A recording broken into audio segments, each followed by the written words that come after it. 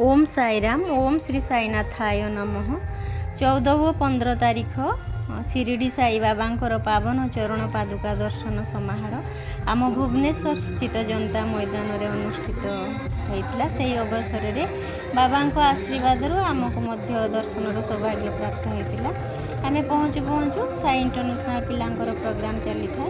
आ बाबा द्वारा जो सब से गोटे शिक्षा दौले गोटे श्रृंखलित जीवन जापन प्रणालीटा आम पशु पशु से जिनटा एत खुशी लगिला जे जता स्टैंड रे आम जता भी रखिलु धाड़ी माध्यम रे बाबा को दर्शन भी कलु धाड़ी माध्यम रे।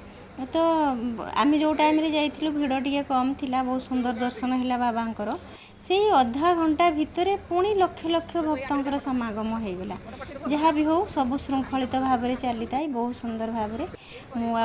मो कॉलोनी रे जो दीदी जाइथिलु आम बाबा फूल आ जहाँ सब नहीं बाबा पादर समर्पण कलु। तापर संध्या आरती दर्शन कलु। आपण मैंने भी दर्शन कर दिंतु।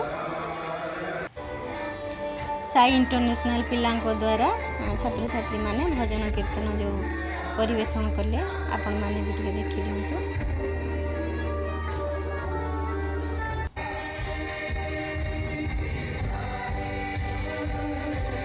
गुरुजी डॉक्टर श्री चंद्रभानु शतपथी मुखर बाबांकर कथा अमृत